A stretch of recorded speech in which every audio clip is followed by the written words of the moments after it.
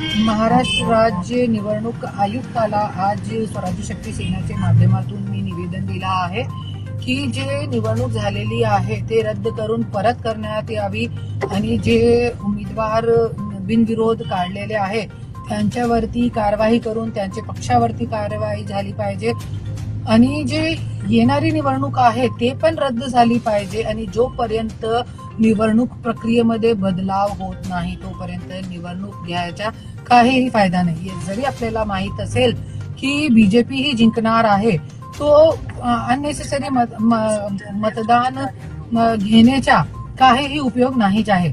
आणि जे मी बघितलेलं आहे पोलीस अधिकाऱ्यांची गाडीमध्ये पैसे वाटप करणं, पोलीस अधिकाऱ्यांचे समोर पैसे वाटप करणं आणि काही ठिकाणी सीसीटीव्ही फुटेज नाही होते त्याच्यामुळे आज बोगस मतदान त्या केंद्रावर झालेले आहे काही ठिकाणी.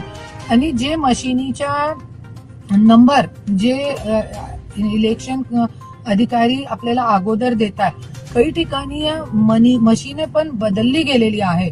हे सगळी गोष्टी बदलाव व्हायला पाहिजे. त्यानंतर तुम्ही अगोदर तुम्ही या गोष्टीवरती कारवाई करा, त्यानंतर इलेक्शन प्रक्रिया संपूर्ण चांगली करा, त्यानंतर तुम्ही इलेक्शन घ्या अशी मागणी करून मी आज इलेक्शन आयुक्ताला आपला जे आहे स्वराज्य शक्ती सेनेच्या माध्यमातून निवेदन दिलेलं आहे आणि लवकरच लवकर आपल्याला न्याय भेटणार हे मी मागणी केलेली. नाही तर जरी आपल्याला 3 दिवसामध्ये इलेक्शन कमिशननी काहीही दखल नाही घेतली तर मी 5,000 लोकांना घेऊन आंदोलन करणार आहे आणि ठिकठिकाणी जागोजागी स्वराज्य शक्ती सेना आंदोलन उभारणार आहे.